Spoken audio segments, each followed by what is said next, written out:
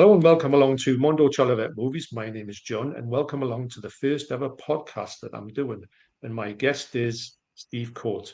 Steve Court. So, hello, Steve. How are you doing?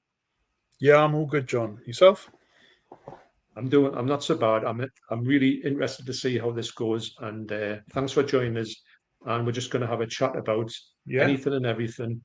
And the first thing I want to ask you is, when you were sort of getting into all this, when is the first time you can think of in your journey that you thought, I think I'm going to start to become a collector of these things? Can you pinpoint that? Yeah, I think I can. So I think my first cinema trip, I was probably about 5 years old.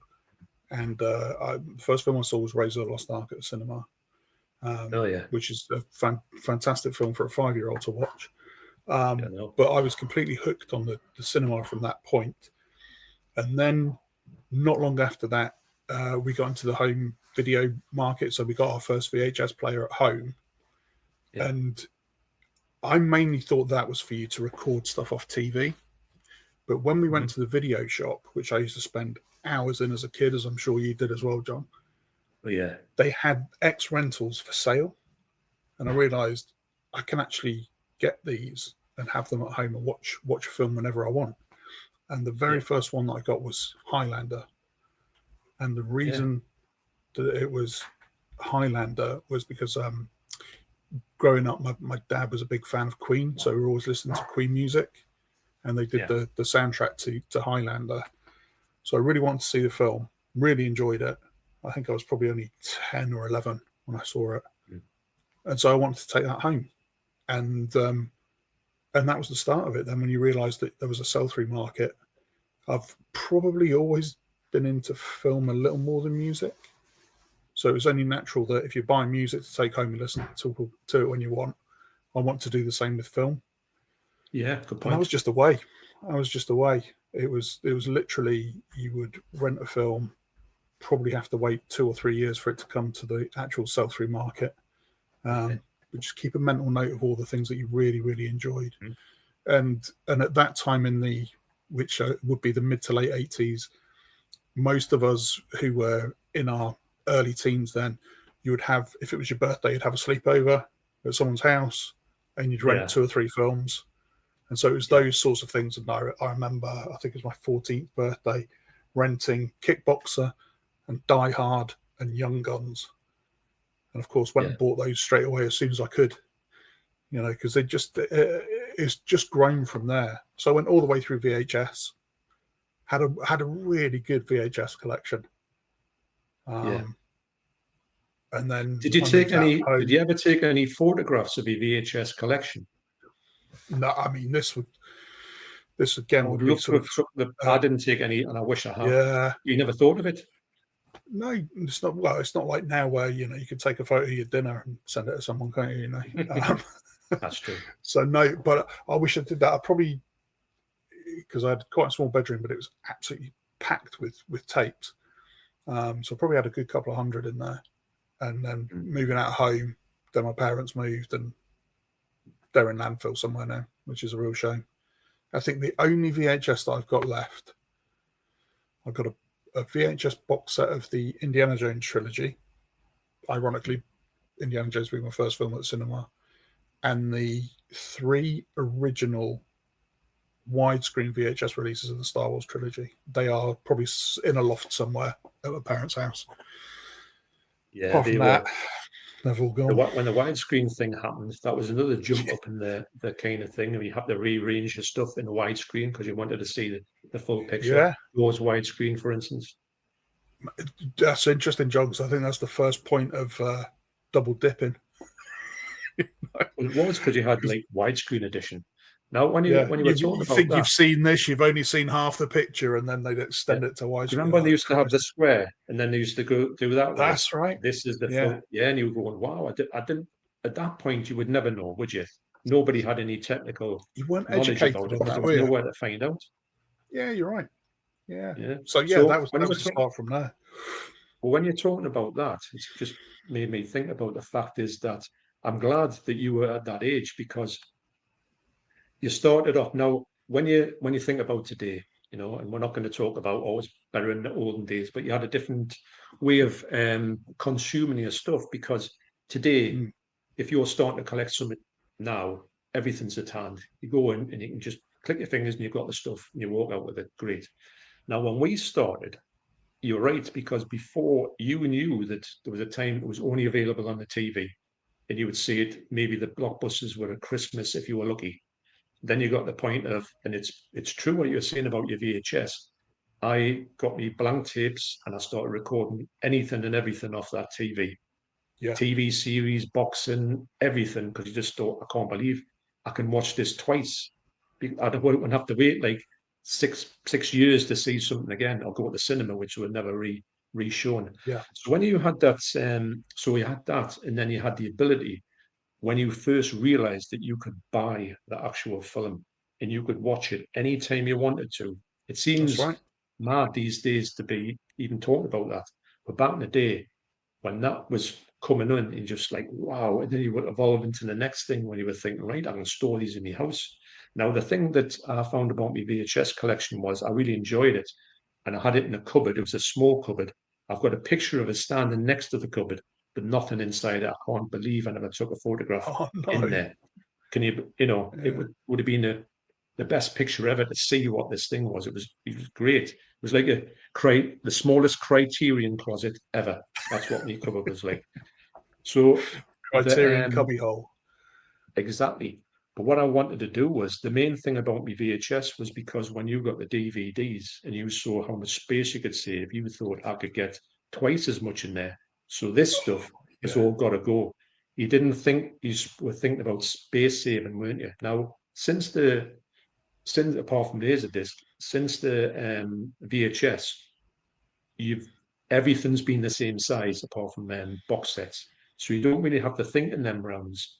The huge jump from the size of VHS to DVD, I think was a factor for VHS to be launched in favor of DVD. That was probably Hmm. the biggest upgrade session I've ever done. Because literally, for me, VHS had to be gone. Looking back on it, I should have kept a few. But you just don't think about those things because I think at the time we were quite young, Yeah. you know, and just find them away. Who knows where it's all going to go? You know, you couldn't have I predicted know. in the mid 80s that people wouldn't have stuff like that, and it'd all just be streamed from a cloud. Yeah. You'd be like, "What is stored in a cloud?" I don't.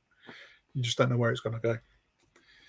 But yeah, No, that's I, it. I yeah, I had a period where I was working away a lot, so I had a lot of films on hard drive and stuff like that, and was streaming an awful lot. And then when I left the services, I got back into physical media because I like to own something. I like to Yeah. have it and see it, feel it, touch it, kind of thing. Which I think a lot of us do. It's not just about the films; it's about actually owning them as well and being able to come in and look on the shelves like this and take something off the I, shelf and have a little good look around it.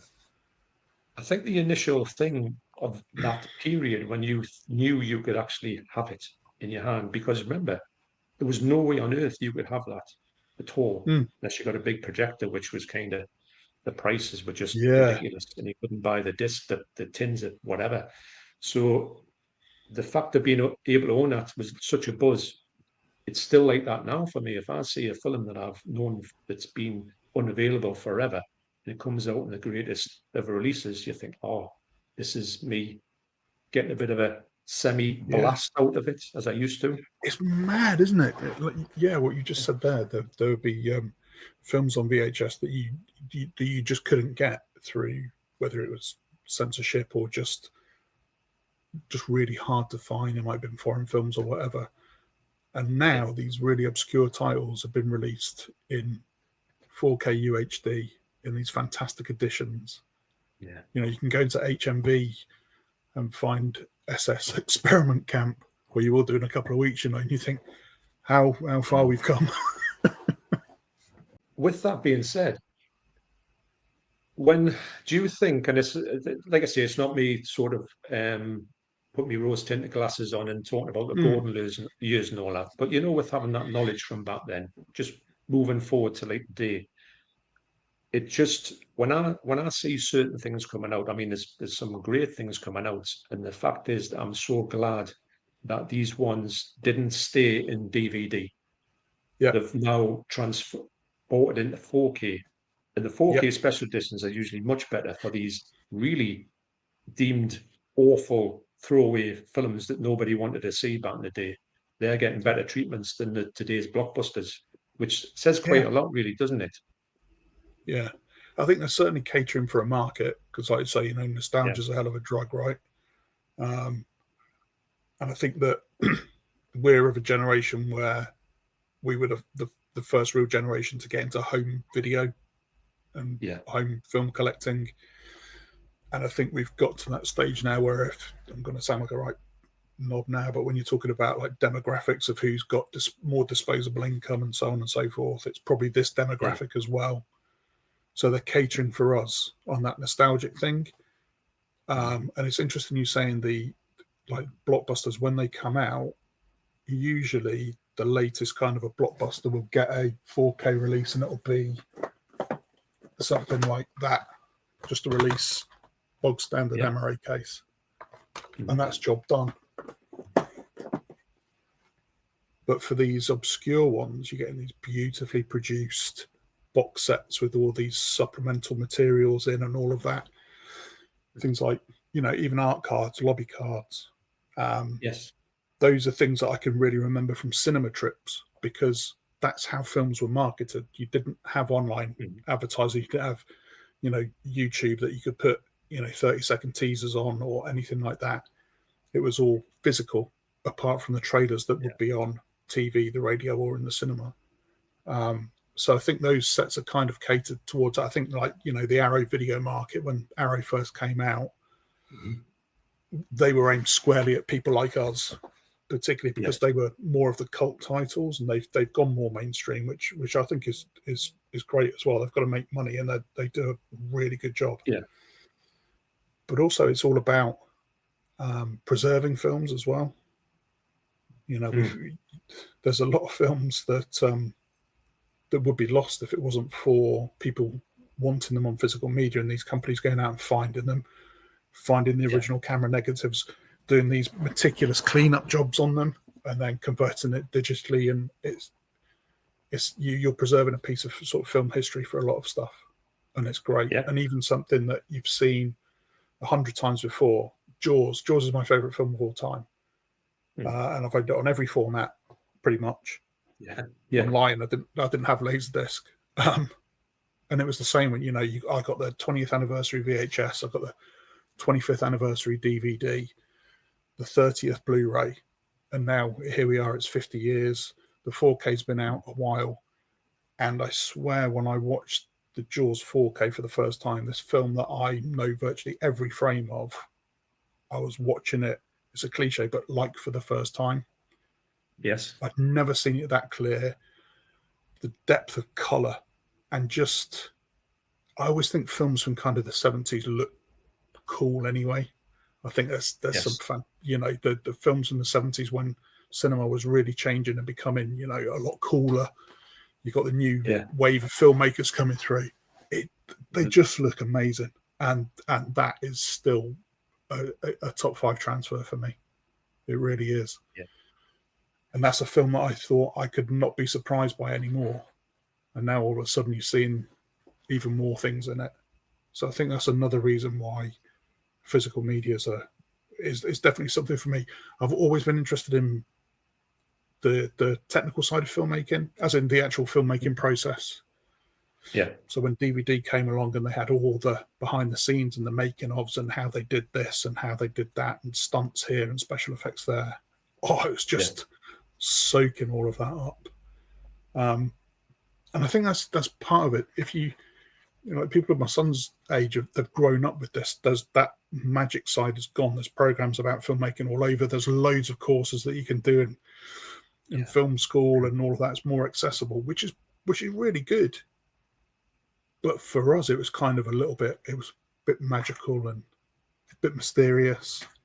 I was And just going you're to really say feeling that's like a you're good peek word to behind use the there. curtain. The mystery of it all, because you went to the cinema. and that was it. If you went to go and see Halloween at the cinema, that was you done with Halloween. Unless you wanted to see it maybe for the time it was on the cinema, you might have went 3 or 4 times in the week, like we Yeah, did, yeah, yeah, yeah. because you thought this is so good. Right, the thing, as soon as it come on, didn't know anything about it. That's another thing. You got no spoilers. You saw a film and somebody would say, "What's this about?" I haven't got a clue. Let's just have a look at it because of the picture and the art cards. That's a good thing you mentioned there, because the only time you could probably see anything, any pictures of that film, especially if they're obscure horror films, was the art cards, because they were That's always right. there, weren't they? And you would go Yeah, along and you go, "Oh, wait a minute, that looks pretty good." Even though the picture, the posters were usually great, the yeah. posters like Rollerball, Jaws. Well, Jaws is no brainer because everyone was talking about that. But you had this opportunity to go to somewhere to see this thing, and that was it. When that was out of circulation until maybe Jaws 2 come out, and then they would put it out again, you weren't That's going to right. see it Yeah, again. And you got your four yeah. years before it come on TV. So we come from a time when it was an event. Joe, as Star Wars was an event. That's the biggest event I've ever been involved with in a cinema, because there was nothing like it. Superman was nearly like that as well. Hmm. So it was just word of mouth. People were have you seen Star Wars yet? It was just, that was all you Yeah, talked about. And the queues were just never ending. yeah. But Because of I'm course not you couldn't saying, book, could you? You had to turn up and yeah, queue and up. I'm not saying as if to Yeah, say it should be like that now. I know the world's a different place, but when you've got that kind of that knowledge of like how difficult it was to sort of get to see a film, and now it's just literally, if you want Jaws, I would imagine everybody has got Jaws in their collection, and they can just go and pick it up, or you could get it off. It could be online. yeah. It's Sky Movies, you streaming and probably have stuff. Yeah, Jaws, yeah, yeah, so yeah. you've got access to it. But and we were talking about this the other day, and when we're talking about the TV setups, you've got a QLED, I've got an OLED, which I know there was a sort of rule of thumb to say which is going to be the winning sort of um, format, for want of a better word. Um, I do think that the 4K of Jaws is a great example to use, because the 4K of Jaws is because like yourself, I've watched that from it being first shown at the cinema, not that I can really Cinema. remember Yeah, what it looked like, to now. I've seen it in every single shape or form. The TV, the scratches all over it, the square frame pan and scan, the yeah, widescreen, the revelation of that, DVD, Blu-ray, 4K. So you've seen it progress and you've been wowed every time. But I think for me, when you get a good 4K and you've got a good TV and your TV's great, and you've got this whole um, revelation of what it looks like in the TV, for a fact there's going to be a better TV coming out maybe 3 or 4 years time. You're going to take that disc, and it might just be, I'm saying, it might just be the 4K from a few years ago, but that's an outstanding 4K. You're going to put in that. It's going to be the first ones you're going to put in that TV, and you're going to get that new blast from get it, another experience. Yeah, yeah. another experience, because Mm. it's without sort of like treading all the history thing. It's the fact is that it's not just like, oh, I've seen Jaws on 4K. That's the end of that. There's more to it. It kind of, it's got a longevity, and Yeah, some other amazing 4Ks have, and it's especially when you've seen some of them, like a really horrible VHS that you can't even see, and then now you get the glorious 4K of that film. It's like you can't believe what you're seeing, yeah. and it's an interesting fact to think that how much enjoyment you can, because people might say you've got a million um, films. Can you enjoy them? Can you get, is it not just like you've got too many? You say, yeah, but whenever I pull someone out of that shelf, whether it be whatever it is, I can have a good time with that. And I'm looking at this, reevaluating it. There's a lot of reevaluates goes on with this, even though I might have seen, but there's films I've seen that I've got, and I haven't watched them again on me OLED. So that's Hmm. going to be an Yeah. event for us. And I treat some things like events, which I think you get from the period growing up. It is. It's that weird thing. I'll come into this room, going right. I'm going to watch this. So I come in and I find it on the shelf, and you pick it up, but you go, I'm not really in the mood for this, to be honest. It's not right to watch this now. Yeah. So you put it back, but there'll be something next to it that'll go, God, I haven't watched that in ages, or last time I watched that, I thought that was rubbish. Maybe I'll give that another go. And it's just from having them in front of you, it's that being back in the video shop kind of a thing. Yeah. And I know that you can do that on streaming, and yeah, I actually think streaming's pretty good, and I like the way that things are so much more accessible because Yeah. You've got some really obscure stuff on streaming as well that you can find some real old gems on there as well. But it's just having that kind of that choice. It was that Friday night after school, go down the video shop, we have a video for the weekend. What do you want? Yeah. And just going along, particularly the horror aisle, picking up all the the covers that look the most sort of salacious, the goriest image, or the girl with the biggest cleavage on there. Maybe like, Mum, can I have this? Yeah. No, you're not having that, but you can have that one. Okay, right, yeah. It's just I get that sense of nostalgia. That's what it is for me. Yeah, I'm 50 this year, and I go back to being a kid every time I come in and start looking at films and even watching films, even though you know how something may have been made now because there'll be an included featurette on it or whatever. Yeah. I think I can still shut myself away and just get immersed in the world of a film and just lose yourself for a couple of hours as well. That's what I really like about it. And as you've just said there, home setups now are brilliant. You're not confined to if you went around somebody's house in like the late 80s and they got a 22-inch TV, bloody hell, they were doing all right. Or was it from Rumbelows or something, radio rental? Oh yeah, rentals. Now, your monitor for your computer's bigger than that, and you're not listening to something compressed through a crappy little mono speaker. You've got nice Atmos. I've got an Atmos sound bar and some rear speakers, which is good enough for my room. But I know that there are some other sound systems that, in a lounge, it's almost cinema quality. It's scaled down, but it's a much more immersive experience now. So, I just think that it's wonderful for losing yourself in, and it's just a real trip down memory lane. It's something that I don't think I'm ever going to lose, and I've passed it on to my son as well. Which, he's 15 years old, and he's a big old lump, bigger than I am now. But he'll still like, can we have a film night on Saturday?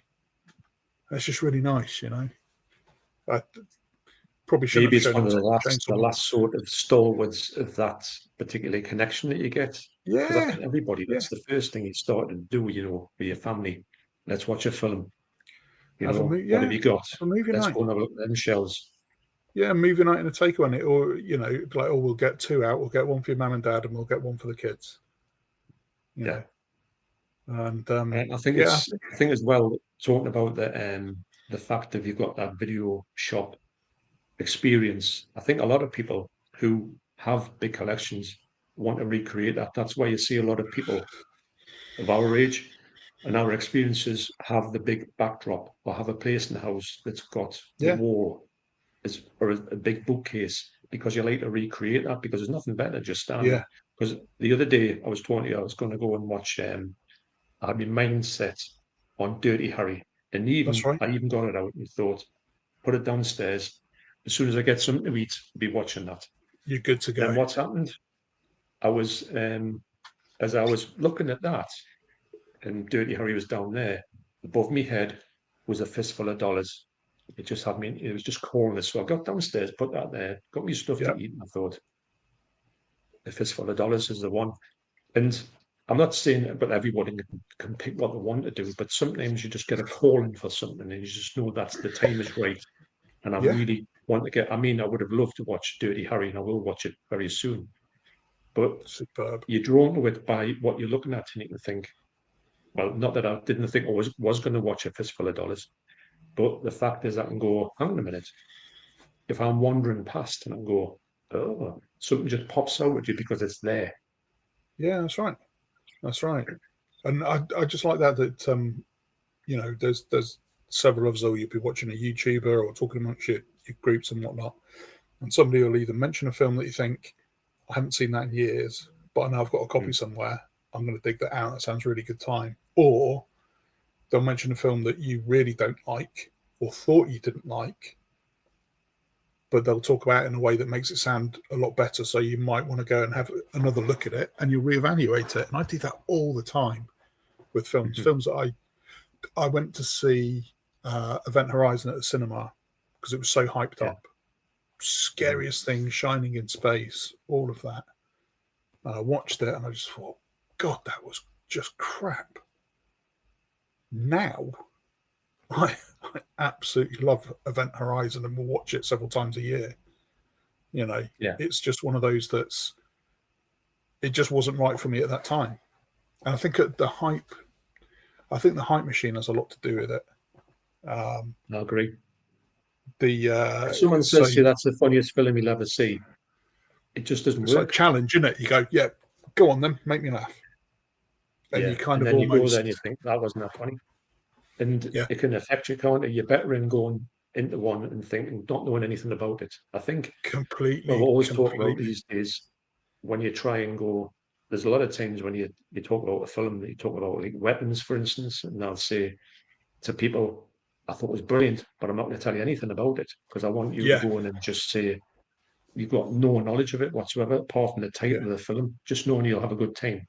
yeah, And that's good enough for me. And I like yeah. No spoilers, recommendations John. like that. I've got my copy on the way. I've not seen it yet. You haven't seen it? No, Well, but for I've me, got the guess what happens steelbooks in the in end? there. No.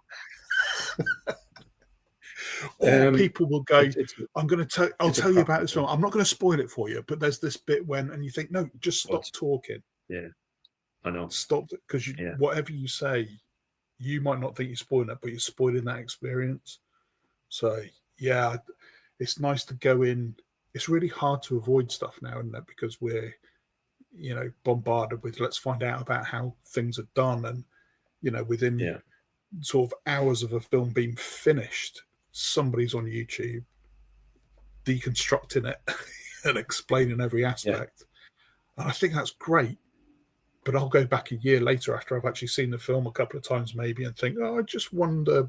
I do like these kind of things, like like heavy spoilers and stuff like that, where they really break it down and can mhm, look. But I also think there's something to be said for just watch a film straight through, form your own opinion. Have no opinion going in, form your own opinion, and see what comes out of it. And it's yeah, massively. I yeah. think that with no spoilers, that was the best experience I had in a cinema for a long time watching Oh, okay. weapons. It was Yeah, yeah, really yeah. quiet. The film is quiet, not all the time, and there's not a lot of stuff going on in the soundtrack, which makes it better for me. Hmm. And that's all I'm going to say about it. And the best thing about the cinema experience at that time was, luckily, nobody was talking. Just everyone sat in silence and watched this, and that was really good. Yeah, So, but from that, sometimes you think you'll never get experiences like that, but every now and again it comes across. And A Quiet Place Day One was like that. When you just think, oh, that was really good, and it adds to it as well. It means that you can take that away. I can't wait to experience it again. Weapons, because it was a great film. Don't get us wrong, but I just want to relive that bit of vibe I had from that.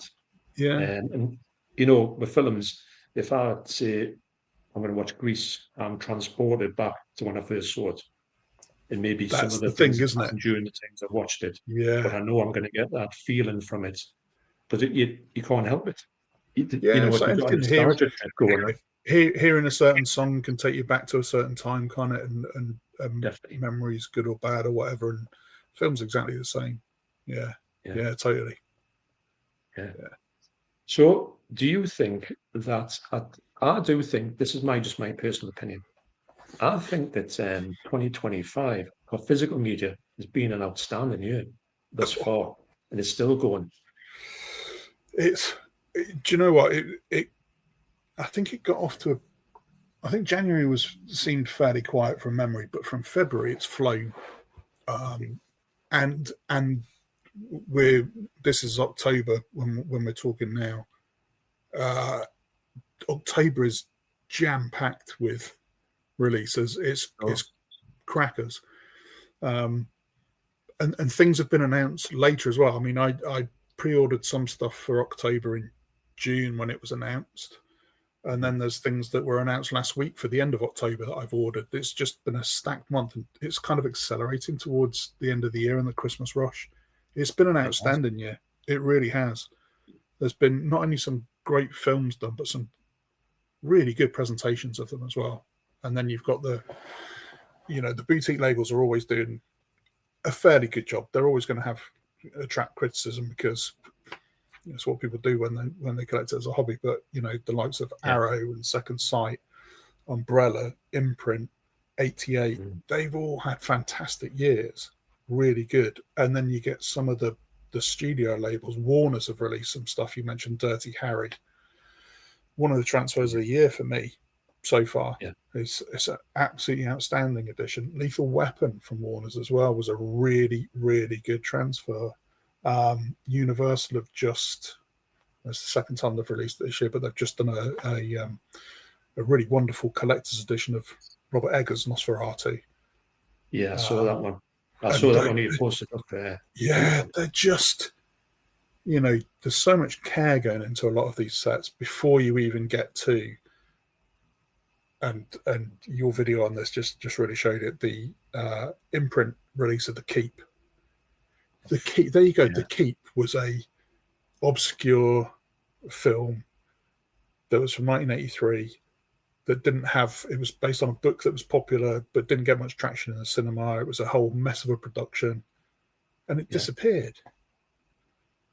And then a year ago, Vinegar Syndrome announced they were doing a 4K of it.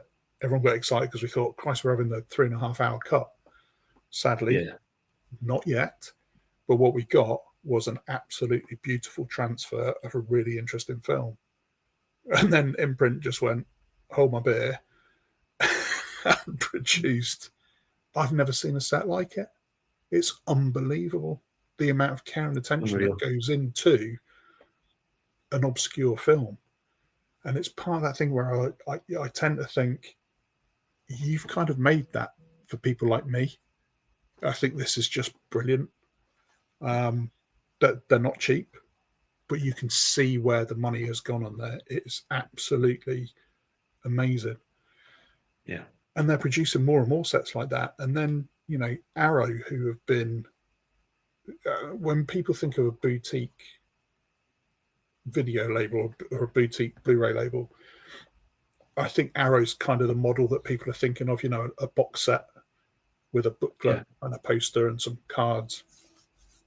And Arrow have had and continue to have an unbelievable 2025. The titles that they've come out with. Yeah, I agree.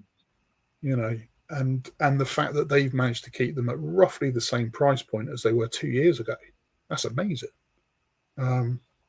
You're right, John. 2025 has been a brilliant, brilliant year. I'm really looking forward because I'm sure you're going to do a top 10. Oh, yeah. I didn't do one for 2024 for whatever reason. I don't understand why. Good luck with doing a top 10 for 2025, mate, because I think you could easily do a top 25 and still have room for more. Oh, absolutely. The thing I've noticed from talking to like yourself and Brum Horror, Keith and Alan Meggs, all the people we're talking to. Yeah.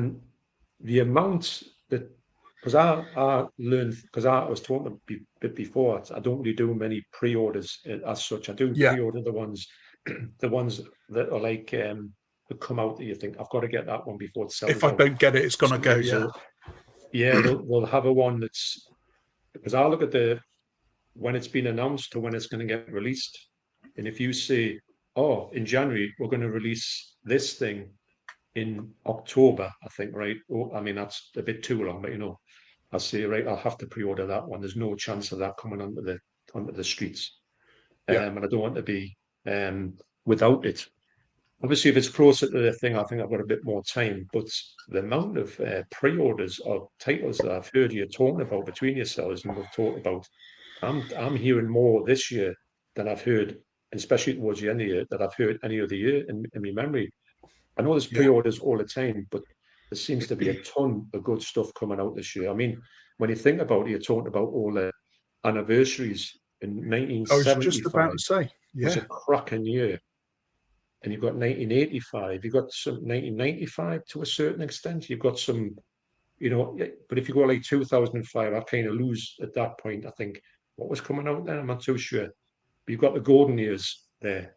And Yeah. 76, I mean, you've got Omen, you've got there's a ton of stuff that can jump on. And it seems like it's a God. big thing, especially for 70s and Yeah. 80s, to put out these great things. And if you've got the 80, like 75, 76, 77, 78, 79, the same with the 80s, you've got a plethora of stuff there that's going to be, well, you're going to have to get the overtime in because there's going to That's be it, isn't it? some big ticket things happening. Yeah. But it goes back again, though, because those are the films that we all used to watch on VHS as kids. Exactly. So, and you go, oh my God, yeah. And then, what have we had? We've had the 50th of Jaws this year. And I have to say that slightly disappointing what they did with Jaws, to be honest. Just the Steelbook with a new documentary. Yeah. However, that's fine. But then you've got, what have we got this year? We've got the 40th of Back to the Future to come. Mm-hmm. Next year, if we don't get a 50th and a 4K release of The Omen, something's wrong there. Mind you, of course, it's Fox, isn't it? Which is Disney, and they're little hit and miss. But you could do a whole podcast on rights issues. That's another topic, isn't it? Wow. It's so murky, isn't it?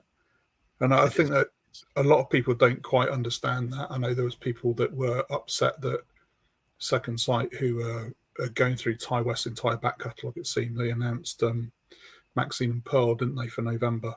But they didn't get X because it's caught up in a rights issue.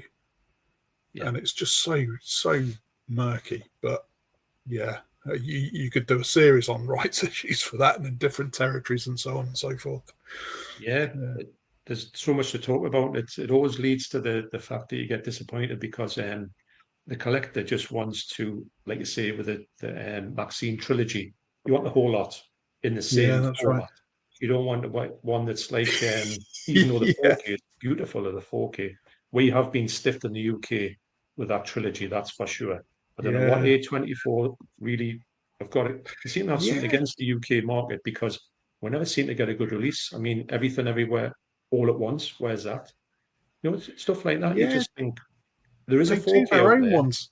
Yeah, they do their own in America, don't they?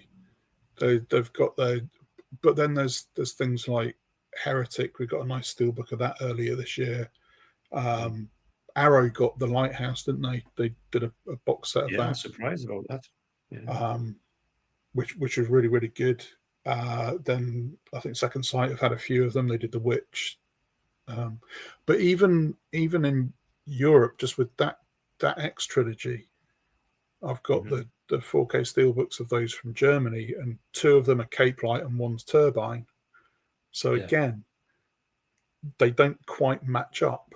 So going forward for 2025, Steve, what would you consider to be things you were kind of looking forward to on pre-order, or things that you've heard about, or things you would like to find coming out? Maybe some company are putting certain things out and they're putting other things to do with that. Yeah. Anything that sort of sticks out to you that you're quite excited for? Yeah, there's how long have we got? There's quite a few things. I didn't have or have not upgraded Back to the Future from a Blu-ray set, and so I know that 1, 2, and 3 are coming out in November. So I've got those pre-ordered. So I'm looking forward to those, especially the first one. I mean, that to me is another one of those kind of 5-star no notes films. It's a perfect film. That doesn't mean that everything in it is perfect, but it is just a perfect film. So I'm really looking forward to that. I did get did order the imprint Halloween set, the steelbook set in the pumpkin, in the jack-o'-lantern. Yeah, wow. So I'm really looking forward to getting that. Sticking with this year, I mean, this time last year I had no titles from Umbrella and no titles from imprint. I don't know if you can see kind of in the background, but that shelf there and that shelf there, that's all imprint and Umbrella that I've got this year. I've been so impressed with those two. So yeah, the Australian labels are really doing well. So Wolf Creek, I know that you've just reviewed Wolf Creek, John, and that is a really good release. Beautiful. But from imprint, obviously the Keep was great. We've spoken about that.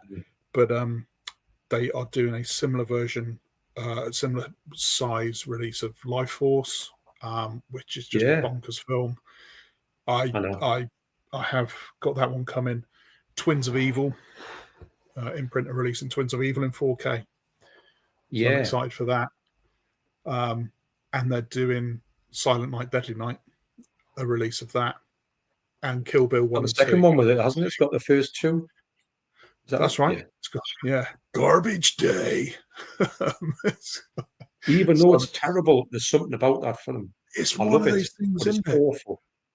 Yeah, I mean, your shows are probably like mine.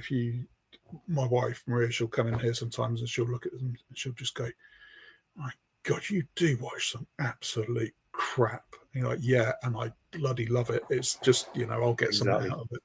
So there's Exactly. You that. get so much out of it. Um, um, Umbrella, who I think have had a brilliant year as well. Their release of Wake in Fright is just an amazing transfer and an amazing Yeah. film. But they've got Angst coming up at the end of this month. If you've never seen Angst, that is an Austrian film that was. Did you mention that to me once? I think, did you mention I me that to mentioned me? that.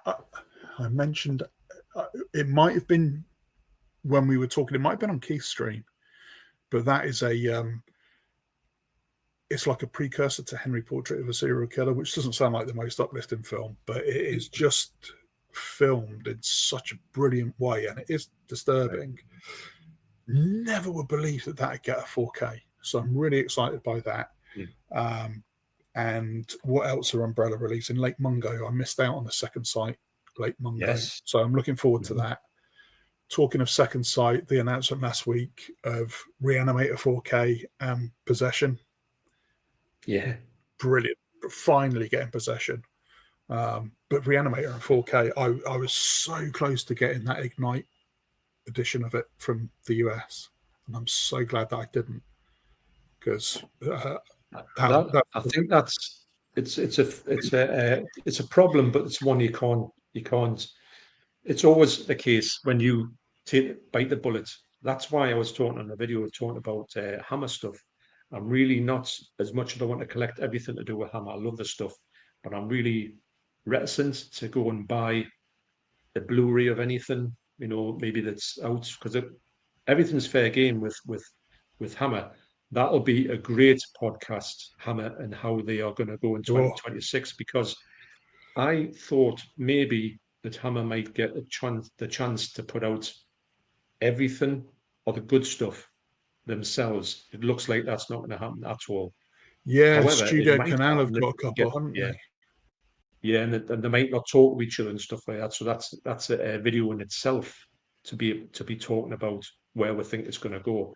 At the end of the day, though, Mm, it's all going to come out, or most of it yeah, is somehow, like it has been in the past. But but I think yeah, with getting that knowledge, it makes you not want to go for certain Hammer ones until they are announced at 4K level, so you can go for them ones to be yeah. too much stung in the future. That's See, we've not even mentioned when we were talking about the year. I mean, this has been a year for Hammer as well. Those big. Well, it has. So I know Yeah, that you've have you got every release that they've done this year, John? I think you have, haven't you? You just wait. Is it yeah, and just I'm just waiting my Curse of Frankenstein dropping through the door today. yeah? Yeah, I mean, talk about unbelievable sets and care and exactly. attention. What they've done is amazing. But again, it's such a murky rights issue. Curse of Frankenstein is the first one I think that they've done that has not gone worldwide. They've only got the That's right. UK rights to it. There's a different edition, isn't there, for the rest of the world? Yeah, And so when we get into, I was really hoping, like I say, I've just ordered Twins of Evil from Imprint. I was really hoping mhm, that Hammer might be able to do like a Karnstein trilogy chunky box set, you yes. know. Um, but I do want Twins of Evil in 4K. So that's the chance that you take, isn't it? But the fact that these have been picked up and been put into 4K and these Mhm. great transfers by different people, it's brilliant. It's really really good. What about yourself though? What are you looking Yeah. for? Because you've got your Vinegar Syndrome stuff to Vinegar come for the Syndrome, rest of the yes. year. Do you think are you gonna do that again next year? Yes, I've just squared it with the boss. I said, right, obviously I've got to make it sound better than it is, but Yeah, I've got a way in to actually get. I didn't think I was going to be able to do it, if I'm honest. The second year, but I've found a way around that. So the funds are there, so that's great. And I've had a that's blast the with key, this. isn't it? It's those Oh funds. yes, I knew. I'd said to Deborah, I think it was last month. I says, right. I said, I'm pretty sure I'll not be, or we'll not be. Well, not we, because you didn't watch them, but as just a couple, I'll not be able to afford it, and therefore, if I was to do it, I would kill myself doing it, and also I wouldn't be able to afford anything else. It would Yeah, be a fool's errand. But she juggle a few things around and says, right, we can't do it. So would you want to do it? And I said, yes, please. So it's gonna be more or less like the same like this year, where I can do that, and I can buy not everything, but I can buy what I would like as well.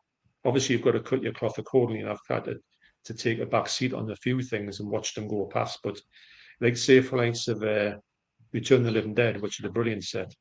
I've got the Scream Factory one of that, which is brilliant.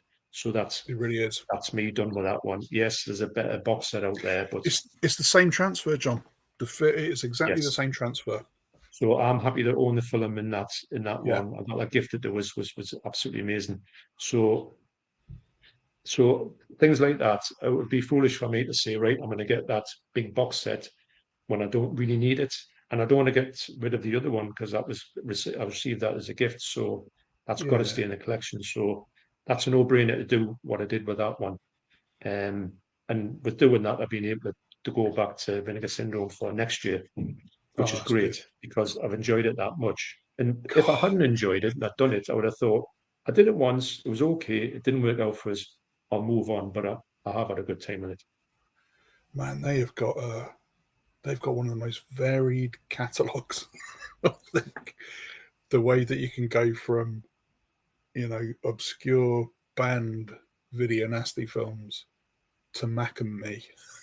You know, It's you can just never sort of guess when you see that and you go, is this a joke? You know, yeah, there's the diversity is unreal in Vinegar Syndrome, probably more than anyone yeah, else. And if you're not into that type of thing, if you're not into sort of like really obscure, some of the films are utter trash. But if I get someone out of it, that's the main thing. It's yeah. horses for courses. If Again, you it's it's not all your cup of subjective, tea, isn't that's it? fair enough. Yeah, Of course it is, yeah. yeah, And I would never say to anybody, you have got to start liking this stuff because it's the same as well as somebody says, oh, I'm really into this particular genre and I'd like that. And I say it's not my cup of tea. So I don't really navigate towards it. But that's yeah. what you do in life, isn't it? No, Same with bands, same with music, same with anything. yeah, I'm like that with Vinegar Syndrome. I get the titles that I know that I'm going to like, Yeah. but that's why I like the fact you've got a subscription to it and I can watch your channel and see what comes in. I trust your judgment on stuff, and I know that you've got a really positive outlook on films as well, and you get a lot out of that. So I get a lot from your videos in that, and it's a bit like Keith's videos with the Manta Lab sets and the bust editions Yeah. and all of that. I Not know. my thing at all, but I get enjoyment from watching Keith get real enjoyment from those sorts of things, and Yeah.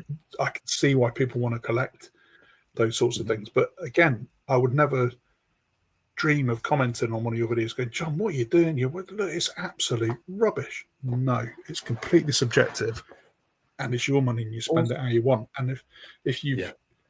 if you've found a way to budget for it for next year, that's really good news. So that's another good year of content from Mondo Chelloveck, mate. Yeah, it's going to be Well, great. I'm just hoping that it's and the year with it, because you don't know what you're going to get for the year. That's another thing. Yeah, If it's been a bad year, you would have thought, well, fair enough. But I've been schooled on quite a lot of things, and plus as well, you've got that kind of 50% off, so I can go and get some real obscurities. You know, that's right. I've Yeah, not double dipped. I've blind bought loads of stuff, and I thought I like the look of that, and I'm pretty sure I'd like it, and I'm going to go for it. And they're just the yeah. most obscure things I think And why am I even getting this thing? And when you but watch it, you're getting them for less than the price of a cinema ticket. You know. some of them are like 12 quid, Yeah, and beautiful to look at them. If you saw that in the shop, you go running for it, because it's getting back to the whole to bookend this whole video. If you think about it, that's going back to the video library days, because I'm looking at a picture on the screen. I think I've got to say that, and you know, you don't know anything about it, but you just think I'm going for it, and hopefully 9 times out of 10, like you were in the video library, sometimes you got some of them that thought this is absolute trash, and it's nothing like the video cover said. So you've got to take that into consideration. But won't imagine get burned that. in that way. Even as a kid, they lied to us through marketing. Well, they did. There was a lot of clickbait. Was a lot in the VHS rental videos, because how many films did you see and thought that's going to be the best thing I've ever seen? And you go, everybody wanted to see Driller Killer because of that poster, and then when you watched it, they're like, "What is this art house film?" It's nothing like you think. I remember the biggest disappointment for me was when I was trying to get the Bruce Lee films, and they were impossible to find, and they were all cut anyway, but you wanted to see them. That's right. The covers were outstanding. And there was one, I think it came out, and I'm trying to think what it was called. It was called The Something of the Dragon, The Return of the Dragon, I think it was. And it had a cover, looked a little bit like, you know, those 4 films they had out in the rank videos, the white boxes. And I thought, I've got to get that. So when I got it home, it was 3 episodes of the Green Hornet. And I was like, what on earth is this? And you were like so annoyed, and you felt like taking a shot and go, you're joking, aren't you? But that's what it was. And every now and again, you're going to get burnt. That's not, but think of all the things that you did see down there. 90% of it was gems that we are now talking about today in 4K, big collector's editions with the best quality. And you can't believe it, can you? Yeah, exactly right. No, it's really good. I think it's in a good place. We've had a great year. And I think 2026 again, it's going to be another good year. Let's hope so. I think it's going to build on what 2025 was. I do think, from my view, the 2025 has been a different year, like a step up by a lot of companies have upped the games, not just Arrow, that was always getting better. 88 have got better. Radiance are there. You've got 101 who are starting to go from being really low budget, even Shameless are starting to, the 4Ks are starting to come in, bigger box sets. I know they're quite pricey. I don't agree with the pricing, but the fact of them doing that, because I thought they were dead in the water at one point.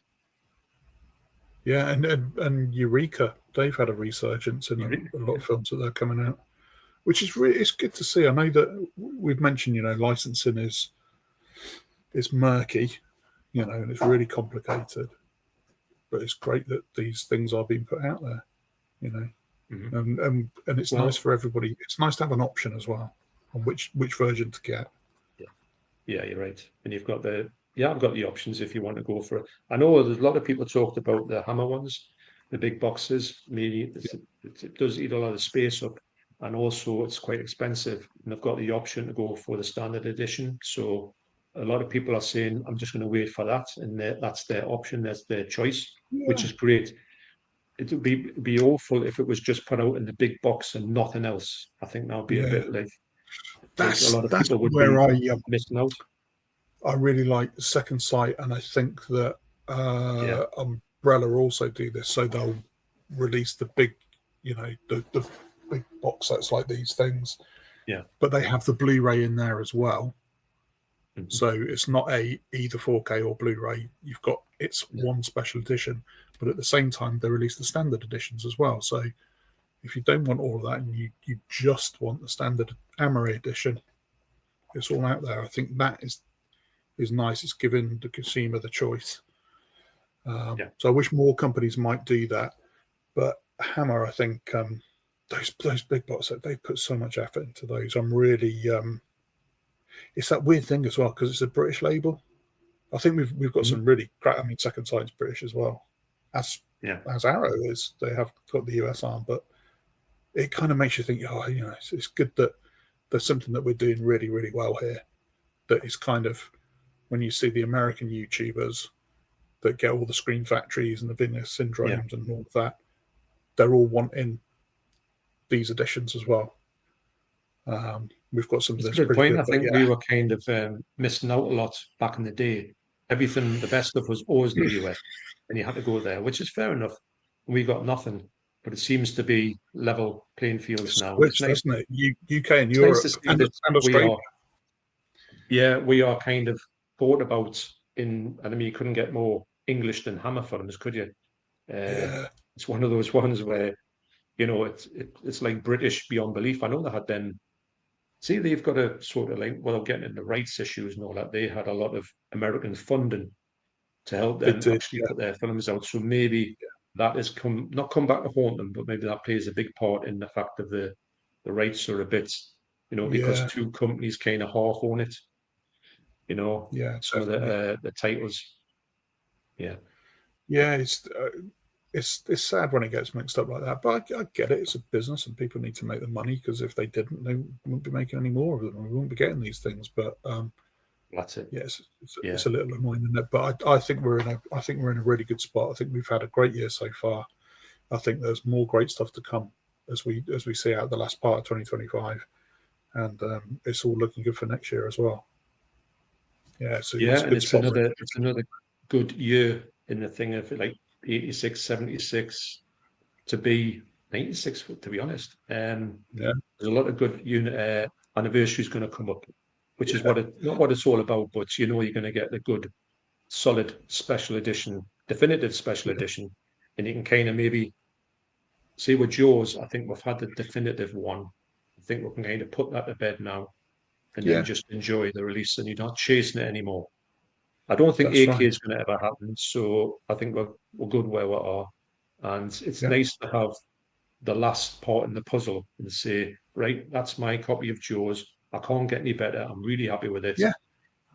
And then, It's well, obviously, yeah, like you say, we've got to the move on to the definitive next one. version. Yeah, yeah, you're right. Yeah, Yeah, yeah. Right. And on that bombshell, Steve, I'd just like to say thank you for joining me on the first ever podcast on this channel. And I think this is totally unscripted, as we talked about. It's yeah, totally unscripted, but just come on. We just want to talk about things, just have a nice chat about anything and everything. We had no idea what this was going to be before we started off, and it's just come into it. So, yeah, I'm really no, happy I've had a about really that. good time. But I want to thank you Yeah, once again, Steve, and I'll have you back anytime. And there's plenty of stuff we can talk about, that's for sure, out there in the world of physical media. no, I've had a really good time. Really appreciate you asking me on, John. It's been an absolute pleasure, mate. No, no problem, Steve. Honestly, it's you're always welcome. And so we'll see you next time. So thanks everyone for watching. Cheers. Cheers.